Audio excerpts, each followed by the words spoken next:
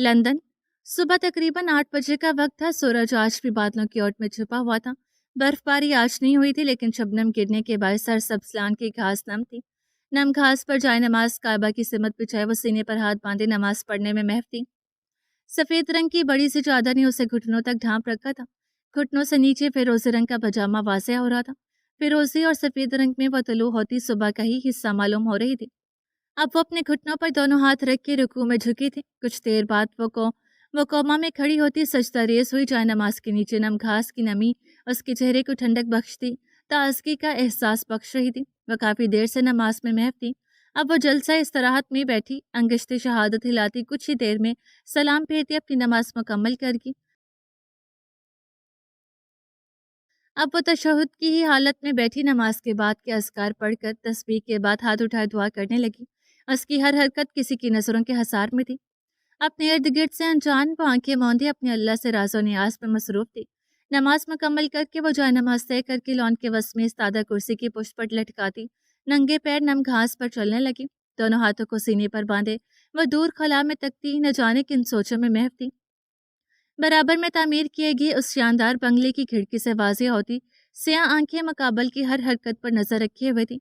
दफातन मध्यम कदमों की चाप उसे अपने करीब आती सुनाई थी। वह अपने कदम रोकती मुकाबल की तरफ अपना रुख करके सामने ही इस सादा दाखिली हिस्से से नीले रंग के कपड़ों में मलबूस सर पर सलीके से दुपट्टा टिकाए लबों पर शफकत से पुरमुस्कुराहट सजाए तंजीला बेगम उसकी सिमत ही आ रही थी। अस्सलाम वालेकुम वरहमतुल्लाहि वबरकातुहू। कैसी हैं आप? फकीहा दो चार कदम उनकी सिमत बढ़ाकर उनसे लिपटती सवाल के साथ उनका हाल दरियाफ्त करने लगी। वालेकुम अस्सलाम वरहमतुल्लाहि वबरकातुहू। मैं अल्हम्दुलिल्लाह बिल्कुल ठीक। अब मेरी बेटी आ गई है तो अब तो बहुत खुश भी हूँ। तुम सुनाओ, कैसी है मेरी बेटी? तंजीला बेगम खुद से लिपटी फकीहा के गिर्द हसार बांध कर उसे खुद में भींच कर खुशी और सरशारी से कहती उसका हाल दरियाफ्त करने लगी। अल्हम्दुलिल्लाह, अल्लाह पाक का करम है। अब नाराज सुनिए मुझसे। फकीहा उनसे अलग होकर उनके लिए कुर्सी घसीटती उन्हें बैठने का इशारा करके मैं क्यों खफा होने लगी अपनी शहजादी से? तंजीला बेगम कुर्सी पर बैठती मोहब्बत से इस्तफसार करने लगी। निकाह की बाबत आगाह ना करने के बायस अब सच में मुझसे खफा नहीं है।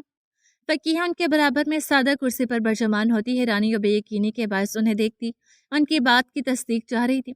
नहीं, हम दोनों माँ बेटी को एक अरसे बाद जो बहुत कम वक्त मिलता है मैं उसे अपनी नाराज़गी की नज़र नहीं कर सकती। तुम्हारे जाते ही मुझे तुम्हारी वापस आमद का इंतजार रहता है। तंजीला बेगम अपना दायां हाथ उसके रुखसार पर रखकर नम आंखों से उसे देखती मुकाबल को तड़पा की ऐसे ना कहें मम्मा, मेरी जन्नत है आप। आपका हक है मुझसे नाराज होना। मेरी जिंदगी का फैसला लेना आपका हक था, लेकिन मैंने आपको उस खुशी और हक से महरूम किया है। आपका हफा होना बनता है। फकीहा उनके हाथ पर अपना हाथ रखकर अकीदत से लबों से लगाती अपनी गलती से आगाह करने लगी। किस मुंह से तुम पर हक जताऊं? आज तक किया ही क्या है मैंने तुम्हारे लिए? किस बात पर खफा हूँ? मेरी बुज़दिली के बायस तुम मेरी ममता से आज तक महरूम हो। क्या कभी तुमने शिकवा किया मुझसे? क्या कभी तुमने अपने हक के लिए सवाल किया मुझसे? क्या कभी तुमने मुझसे इस्तफसार किया कि मैंने अपनी ज़िंदगी जन्नत बनाकर तुम्हें जहन्नुम में क्यों झोंक दिया? तुम्हारे पास इतनी वजूहात मौजूद है मुझसे खफा होने की, लेकिन तुमने मुझसे खफा होना तो दूर आज तक सवाल या कोई शिकवा शिकायत तक नहीं की। फिर मैं कैसे तुमसे नाराज़ हो सकती हूँ? क्या मैं अपनी तुम्हारे लिए बढ़ती गई कोताहियों से वाकिफ नहीं हूँ? तंजीला बेगम रोंदे हुए लहजे में अपनी तमाम कोताहियां उसे गिनवाती शर्मिंदा करके मैं कुछ नहीं जानती, सिर्फ इस बात के अलावा कि आप मेरी माँ हैं, मेरी जन्नत है। आप मुझे इस दुनिया में लाने का बायस बनी और मैं खुद को खुशकिस्मत तसव्वुर करती हूँ कि मैं आपकी बेटी हूँ। एक पाक पास बाहया बाकिरदार औरत की बेटी हूँ। माजी में जो कुछ भी मेरे साथ हुआ या आज हाल में जो कुछ मेरे साथ हालात दर पेश आ रहे हैं, मैं उन्हें किस्मत का लिखा समझकर अल्लाह की रज़ा में राज़ी हो चुकी हूँ। मुझे आपसे कोई शिकवा या शिकायत नहीं है। आप तो खुद एक मजलूम औरत थी जिसके शौहर ने उसे इसलिए छोड़ा क्योंकि उसे एक दीनदार और पर्दादार औरत का पर्दा नहीं पसंद था। मुझे फ़ख्र है कि मैं उस माँ की बेटी हूँ जिसने अल्लाह और उसके बंदे में से अपने अल्लाह को चुना, जिसने अपने दीन और ईमान की खातिर अपना घर तबाह कर दिया। अगर उस कार्य खैर में चंद अजियतें मेरे हिस्से में भी आई हैं तो क्या हुआ, मैं भी सवाब की हकदार बन गई। फकीहा उनके कदमों में बैठकर उनके दोनों हाथ अपने हाथों में थामकर एक पुरमसरत मुस्कुराहट लबों पर सजाती उन्हें अपने अल्फाजों के सहर में जकड़ गई। असल खसारे में तो तुम रही हो मेरी जान। जिंदगी में असल अजियत तो तुमने सही है। अपनों की तपते सहराज की मानी नफरतों के सहते हुए तुम परवान चढ़ी हो। मैं तो कुछ वक्त बाद ही अपनी नई जिंदगी शुरू कर चुकी थी, लेकिन तुम तो आज भी वहीं खड़ी हो। तंजीला बेगम अपने हाथों के प्याले में उसका खूबसूरत चेहरा भरती मुकाबल को उसके खसारों से आगाह कर रही थी। ये आपकी गलत फहमी है मामा। मैं अपनी जिंदगी में बहुत आगे निकल चुकी हूँ। मैं माजी को भूली नहीं हूँ, लेकिन मैं उसे अपने साथ लगाकर नसूर भी नहीं बनाना चाहती। मैंने अपनी माजी पर सब्र कर लिया है मामा, और आपकी ये मायूस कुन बातें मेरे सब्र का जबत आजमा रही हैं। फकीहा अपने रुखसार पर रखे दोनों हाथों पर अपने हाथ रखती उनकी गलत फहमी दूर करके। मुझे अच्छा लगा कि मेरी बेटी हर बात में मुस्बत सोच रखती है, लेकिन मैं जानती हूँ कि मेरी बेटी का बातन कुएं की मानिंद है। तुम्हारी शख्सियत एक गहरे और पुरस्सरार राज की मानिंद है। मैं दुआ करूंगी कि अल्लाह पाक मेरे दामाद को मेरी बेटी की ज़ातो शख्सियत को समझने वाली अक्ल फहम और दानश्वरी अता करे। तंजीला बेगम मोहब्बत से उसका माथा चूमती उसे दुआ देने लगी। चलें, छोड़ें इन बातों को, मुझे अपने हाथ का नाश्ता करवाएं। अपने तल्ख माजी को याद करके हम अपना हाल भी तल्ख बना लेंगे, जो कि मैं बिल्कुल भी नहीं चाहती। आप उन सब बातों को भूल जाएं ताकि हम दोनों एक साथ यादगार वक्त गुजारें। फकीहा उनके कदमों से उठ खड़ी होती मुस्कुराई थी। तंजीला बेगम भी उसकी बात पर सरस बात में हिलाती अपनी नशित से उठ खड़ी हुई, तो वो दोनों रिहायशी हिस्से की तरफ बढ़ गई। उनके जाते ही कब से खुली खिड़की से उन पटी की दो सियाह आंखें खिड़की के पीछे गायब हो गई। बच्चों, फकीहा को लाउंज में दाखिल होता देख सिया ट्राउजर पर सफेद शर्ट में मलबूस पैरों में लालन की चप्पल पहने तंजील उसे बुलंद आवाज में पुकारता और जलत में सीढ़ियां अबूर करता भागता हुआ उससे लिपटा था।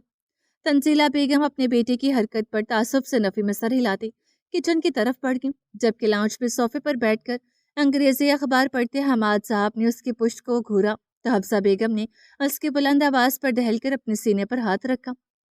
बहुत शुक्रिया इतने अच्छे इस्तकबाल का, लेकिन अब मुझे छोड़ो, मैं पीछे की तरफ गिर जाऊंगी। मैं नाजुक सी लड़की तुम्हारा वजन बर्दाश्त नहीं कर सकती। फकीहा उसके बाल बिगाड़ती शरारती लहजे में कहती मुस्कुराने लगी, दिस इज नॉट फेयर बच्चों। आपको अपने भाई पर इतना भी यकीन नहीं है कि वो आपको कभी गिरने नहीं देगा। तंजील उससे अलग होता मुंह बसोर कर सोमानी लहजे में बहुत गहरी बात कर गया, और एक खोते बहन को बैठने तो दे, जरा हम भी अपनी पोती से मिल लें। हमाद साहब अंग्रेजी अखबार बंद करके बस में सादा मेज पर रखते उसकी पुश्त को घूरते हुए उसे याद दहानी करवाने लगे। मुझे अपने शहजादे पर आंखें बंद करके यकीन है, अब मुझे बाकी सबसे मिलने दो, फिर हम बहन भाई मिलकर मामा के हाथ का बना लजीज नाश्ता भी करेंगे और साथ में बहुत सारी बातें भी। फकीहा मोहब्बत से उसका माथा चूम कर कहती अपने अपने दादा और दादी की तरफ पड़ी, कैसे हैं आप दोनों? फकीहा हफ्सा बेगम के गले लगती दोनों से मुखातिब हुई, अल्हम्दुलिल्लाह, हाँ बिल्कुल ठीक। मेरी बच्ची कैसी है? हफ्सा बेगम मोहब्बत से उसके चेहरे पर हाथ फेरती माथे पर बोसा देती सफसार करने लगी, मैं अल्हम्दुलिल्लाह बिल्कुल फिट फाट आपके सामने हूँ। अब वह हमाद साहब की तरफ बढ़ती हुई उन्हें अपने हाल से आगाह करके तंसील सोफे पर चौकड़ी मारे बैठा उसे दोनों से मिलता देख रहा था। मेरी शहजादी गुड़िया, तुम्हें देखकर मैं फिर से जवान हो गया। हमाद साहब शफकत से उसके सर पर हाथ फेरते मोहब्बत से कहने लगे, चलें, ये तो खुशी की बात है कि मेरी आमद आप सबकी खुशी का बायस बनी। आप लोगों के खुशी के बायस चमकते चेहरों ने मेरी हकीर साथ को बहुत मोतबर कर दिया। फकीहा मुसर्रत से कहती तंजील के बराबर में बरजमान हुई, आपके साथ कभी हकीर नहीं थी बच्चों, और ना कभी होगी। अपने लिए इतने सफाकिल अल्फाज इस्तेमाल करके खुद से मोहब्बत करने वालों के दिल ना तोड़ा करें। तंजील दरश्तगी से कहता खफा हुआ था, मैंने कोई झूठ या गलत तो नहीं कहा। मुकाबल अभी भी अपनी बात की तस्दीक पर बज़िद थी। अमार भाई से पूछें आप अपनी कदर, जिनको लाख कोशिश के बाद भी हासिल नहीं हुई आप। तंजील ने उसकी दुखती रग पर हाथ रखा, नाम मत लो उस बदबख्त का, हमारी शहजादी से मोहब्बत का रवादाद होकर किसी और से निकाह कर बैठा। हफ्सा बेगम ने खुद से कहती तंजील को झिड़की, क्या अमार भाई का निकाह हो गया? फकीहा खुशी और हैरानी के बायस बुलंद आवाज में चीखी, जी बिल्कुल, आपको नहीं मालूम? तंजील ने तस्दीक करते हुए सबसार किया, नहीं मुझे नहीं मालूम, कब हुआ अमार भाई का निकाह? और इतनी उजलत में बिना किसी को खबर किए? सब ठीक तो है? फकीहा तंजील को जवाब देती पे दर पे सवाल करके, ये देखें, ये हैं अमार भाई की बीवी। दोनों की तस्वीर सोशल मीडिया पर वायरल हो गई थी। अमार भाई ने शायद उन्हें बदनामी से बचाने के लिए निकाह कर लिया। तंजील अपने मोबाइल से उसे उमैमा की तस्वीर दिखाता उसके कान में मध्यम सरगोशी करता उसे हालात से आगाह कर गया। यह तो बहुत अच्छी बात है, लेकिन कौन है जिसने ऐसा घटिया काम सर अंजाम दिया है? फकीहा ने भी आहिस्तगी से उसे इस्तफसार किया। हमार भाई ने मुझसे राब्ता किया था, تصاویر ڈیلیٹ کروانے کے لیے میں نے سوشل میڈیا سے تصاویر ڈیلیٹ کر دی ہیں، ساتھ ہی اس جعلی اکاؤنٹس کی تفصیلات بھی انہیں میل کر دی ہیں۔ تنزیل نے اسے پوری بات سے آگاہ کیا کہ کیا تم دونوں آپس میں خسر پسر کر رہے ہو؟ افسا بیگم ان دونوں کو آپس میں مدھم سرگوشیاں کرتا دیکھ ہونہار نظروں سے گھورتی ہوئی برہم ہوئی تھی۔ کچھ نہیں اماں جان، بس بچوں کو ہمار بھائی کی کرتوتوں سے آگاہ کرا۔ تنزیل شانی اچکا کر بے نیازی سے کہتا فقیہہ کو خود کو گھورنے پر مجبور کر گیا۔ کیا بکواس کی ہے تم نے اماں جان اور ابا جان سے ہمار بھائی کے متعلق؟ فقیہہ اس کی شرارت سمجھتی دانت پیستی ہوئی اس کے کان میں گھرائی تھی۔ تنزیل نے اس کے سمجھنے پر تھوک نکلا تھا۔ میں کچھ پوچھ رہی ہوں تنزیل، کیا غور افشانیاں کی ہیں تم نے گھر والوں سے؟ فقیہہ اسے خاموش دے کر پھر سے اس کے کان میں گھرائی تھی۔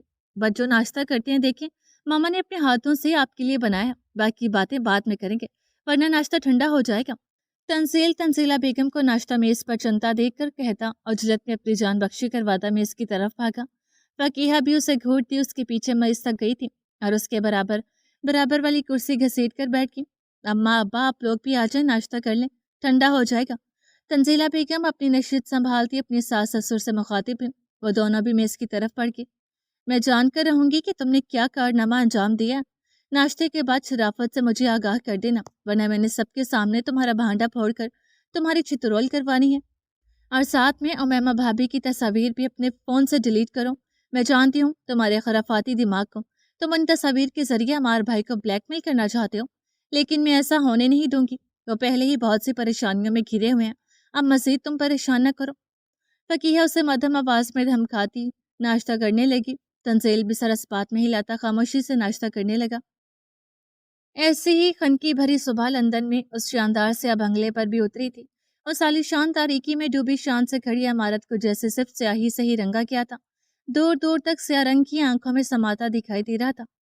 رہائشی حصے سے اوپر کو جاتی سیڑھیاں عبور کر کے دائیں طرف کی راہداری میں مڑ کر آخری کمرے میں داخل ہو تو ایک لمحے کو سیاہی کے باعث انسان خود کو اندھا گمان کرے۔ کچھ لمحوں بعد آنکھیں ماحول سے مانوس ہوئی تو کمرے میں موجود تاریکی میں سیاہی ٹراؤزر شرٹ میں ملبوس وہ انگریزی شہزادی گلاس وال کے پردے کو ذرا سا کھسکائے باہر دیکھنے میں محو تھی۔ دائیں ہاتھ میں کافی کا کپ تھا جس سے نکلتی بھاپ فضا میں تحلیل ہو رہی تھی۔ گلاس وال سے جھانکتی مدھم روشنی میں اس کے خوبصورت نقوش واضح ہوئے تھے۔ سفید رنگ پر بھورے بال ماتھے پر بکھرے ہوئے تھے، سیاہ آنکھیں سفید رنگت پر چمک رہی تھی، کھڑی ناک اس کی مغرور شخصیت کی گواہ تھی، انابی بھرے بھرے لب باہم پیوست تھے، بھوری داڑھی اس کے چہرے کو وجیح بنا رہی تھی۔ بلا شبہ وہ قدرت کا ایک خوبصورت شاہکار تھا۔ وہ کافی دیر سے اس جگہ کھڑا ایک ہی سمت نظریں ٹکائے ہوا تھا۔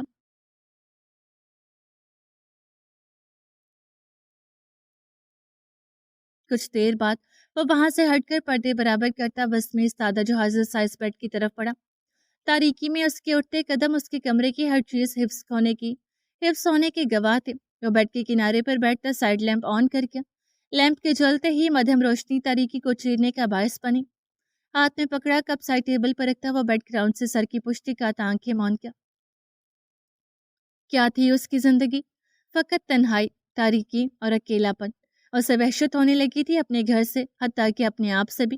ایک دن یہی تاریکی اسے اپنے اندر مدفن کر لے گی اور کسی کو کانوں کان خبر بھی نہیں ہوگی کہ لندن کا مشہور و معروف بیچلر 30 سالہ بزنس مین روبن تھامس اپنے ہی بنائے گئے محل میں اپنی سانسیں ہار گیا۔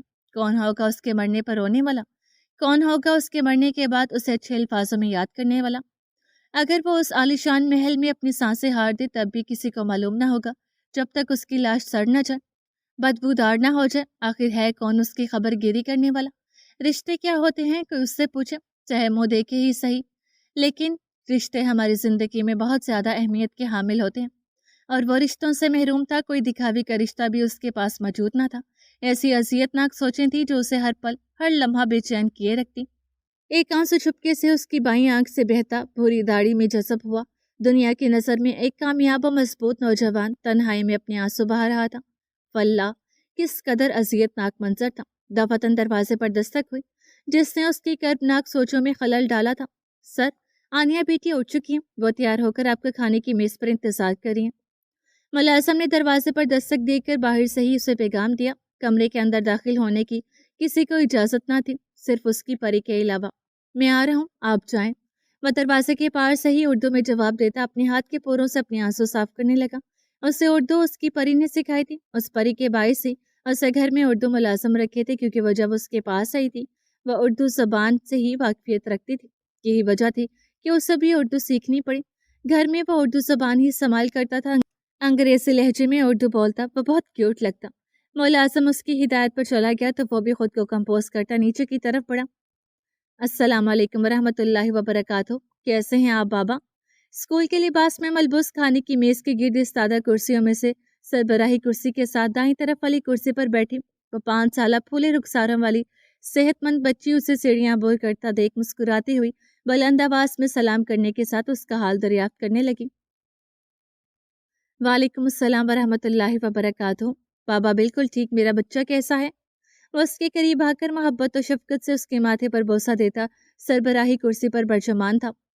ایک یہی تو تھی اس کے جینے کی وجہ۔ اس معصوم کی مسکراہٹ اسے اپنی زندگی کے تمام غم بھلا دیا کرتی۔ وہ بے شک مسلمان نہ تھا لیکن وہ جانتا تھا کہ وہ معصومیت کی پیکر ایک اسلامی گھرانے میں پیدا ہونے والی خوش نصیب بچی ہے جس کی کفالت اس نے بخوشی خود اپنے ذمہ لی تھی۔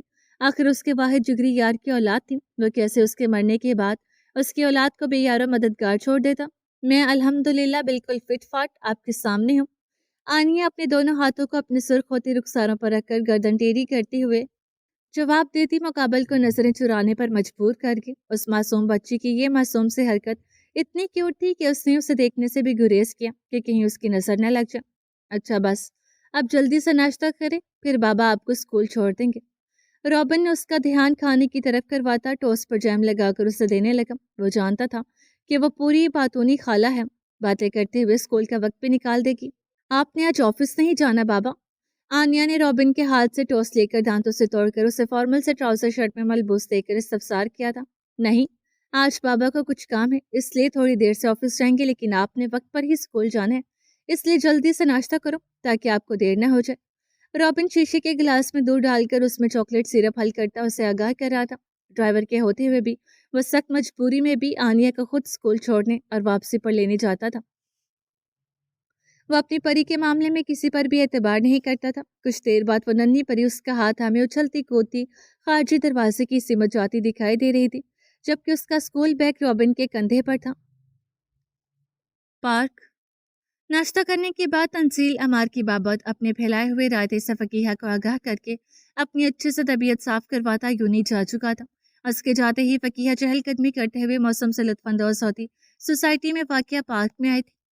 سفید رنگ کی ٹخنوں کو چھوتی لمبی قمیض کے ساتھ فیروزی پاجامے میں ملبوس، سر پر فیروزی رنگ کے اسٹالر کا حجاب کیے، کانوں میں ایئرپوڈس لگائے، ہاتھ میں موبائل تھامے وہ قدرے کونے والی سنگی بینچ پر برجمان تھی۔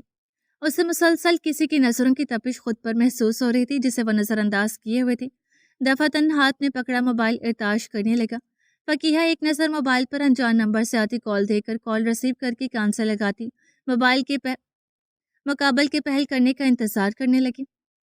السلام علیکم ورحمۃ اللہ وبرکاتہ، طبیعت کیسی ہے؟ مقابل اس کے فون اٹھاتے ہی سلام کرتے استفسار کرنے لگا۔ وعلیکم السلام ورحمۃ اللہ وبرکاتہ، میں ویسے ہی ہوں جیسے آپ کے سامنے تھی، تب تو آپ نے میری طبیعت دریافت نہیں کی، اب اس تکلف کی وجہ؟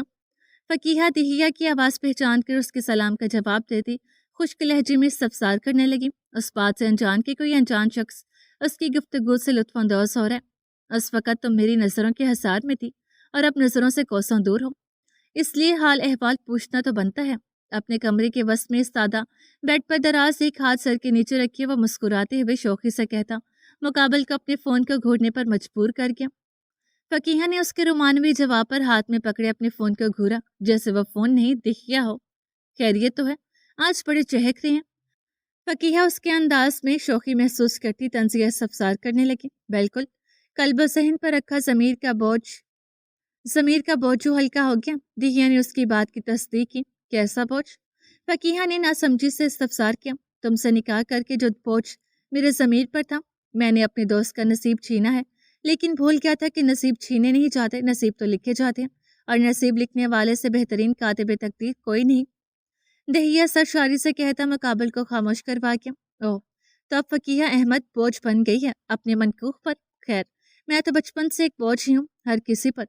فقیہہ تلخی سے کہتی اپنی آنکھوں میں آئی نمی پیچھے دھکیلنے لگی۔ میں نے ایسا کب کہا فقیہہ؟ تم غلط سمجھ رہی ہو یار، تم لڑکیاں اتنی اتنی سی باتیں کیوں پکڑتی ہو؟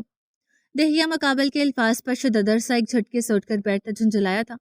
اسے اندازہ نہیں تھا کہ فقیہ اس کی بات کا اتنا غلط مطلب اخذ کرے گی، کیونکہ آپ لڑکوں کے یہ الفاظ ریڈ فلیگ کی صورت ہماری زندگی کی حد بن کر سامنے آتے ہیں۔ ہمیں آپ مردوں کے الفاظوں کے پیچھے چھپے معنوں کو سمجھنا پڑتا ہے تاکہ اپنی ذات کا بھرم قائم رکھ سکیں۔ فقیہ صفاقی سے مقابل کو تلخ حقیقت سے آگاہ کرنے لگی۔ تم نے مجھے ایسا سمجھا ہوا ہے فقیہ؟ دہیا نے گہرے دکھ کے سبب دھیمے لہجے میں استفسار کیا۔ میں نے آپ کو سمجھا ہی کب ہے؟ کہ ہم نے اتنا وقت ایک دوسرے کے ساتھ گزارا ہے جو ہم ایک دوسرے کو سمجھنے کا دعویٰ کر سکیں؟ فقیہ سنجیدگی سے استفسار کرتی مقابل کو خاموش کروا گئی۔ وہ درست تھی، ان کے نکاح کو ابھی وقت ہی کتنا ہوا تھا۔ تم اتنی تلخ کیوں ہو فقیہ؟ کچھ ساتیں گزرنے کے بعد دہیا نے بے بسی سے استفسار کیا۔ کیونکہ مجھے پریوں کی کہانی میں جینا پسند نہیں ہے، میں حقیقت پسند ہوں، میں جھوٹی کہانیوں پر یقین نہیں رکھتی۔ فقیہ ایک بار پھر مقابل کو لاجواب کر کے، بعض دفعہ یہ تلخ حقیقت زندگی کا چام ختم کر دیتی ہے فقیہ۔ دہیا نے اسے سمجھایا، زندگی جینے والے چام کی خواہش مند ہوتے ہیں، جو زندگی گزار رہے ہوں انہیں چام تو کیا زندگی سے بھی مطلب نہیں ہوتا۔ زندگی ایک فرض ہے جو ادا کیا جا رہا ہے، چاہے زبردستی ہی صحیح۔ فقیہ شانیں اچکا کر تلخی سے کہتی مقابل کو شددر کر کے، فقیہ میں تمہیں سمجھنے سے قاصر ہوں، تم کبھی بہت مثبت تو کبھی بہت منفی لگتی ہو۔ کچھ وقت بعد دہیا صاف گوئی سے کہتا مقابل کو مسکرانے پر مجبور کر گیا، آج تک میں ہی اپنے آپ کو سمجھ نہ سکی، آپ کیا سمجھیں گے دہیا؟ فقیہ استہزائیہ ہنس کر کہتی خود کا ہی تمسخر اڑانے لگی، کیا میرے الفاظ تمہارے لیے اس قدر تکلیف کا باعث بنے ہیں؟ دہیا اسے انتہا کی حد تک تلخ ہوتا دیکھ کر استفسار کرنے لگا، اگر آپ مردوں کو اندازہ ہو جائے کہ آپ کے الفاظ اور لہجے کس قدر عورت پر اثر انداز ہوتے ہیں تو یقین جانیں آپ مرد اپنے الفاظوں اور لہجوں کی بدصورتی کے بوجھ نہ اٹھاتے ہوئے زمین میں گر جائیں گے۔ مرد کے اچھے الفاظ عورت کو پھول کی مانند کھلا دیتے ہیں، اور یہی تلخ الفاظ عورت کو بنجر کر دیتے ہیں، اس زمین کی مانند جہاں پھر بارش کا پانی بھی اسے آباد نہیں کر پاتا۔ فقیہ بامشکل اپنے رندے لہجے پر قابو پانے کی کوشش کرنے لگی۔ کیا کچھ یاد نہ آیا تھا اسے؟ اس کا ماضی، ایسا ماضی جو اس کے لیے کرہ کی مانند تھا۔ کچھ ہوا ہے کیا فقیہ؟ تمہاری یہ باتیں مجھے تکلیف دے رہی ہیں، میرا دل شدت سے اس وقت تمہارے اپنے مقابل موجودگی کا خواہش مند ہے۔ دہیا لب کاٹتے ہوئے نرمی سے استفسار کرنے لگا۔ مقابل کے الفاظوں نے اس کے سینے میں آگ لگا دی تھی، جس کی تپش اس کے پورے جسم کو جھلسانے لگی تھی۔ میں فون رکھتی ہوں دہیا، میں نہیں چاہتی کہ میں آپ کی مزید مایوسی کا باعث بنوں۔ فقیہ بامشکل اپنے لہجے کو سنجیدہ رکھ کر کہتی، بنا مقابل کی کوئی بات سنے رابطہ منقطع کر کے موبائل بند کر کے اب وہ تنہا بیٹھی اپنے ناسور کی مانند ماضی پر خاموش آنسو بہا رہی تھی، اس بات سے بے خبر کہ قدرے کونے میں اس سادہ درخت کی اوٹ میں بیٹھا شخص مسلسل اس کی ہر نقل و حرکت پر نظر رکھے ہوئے ہے۔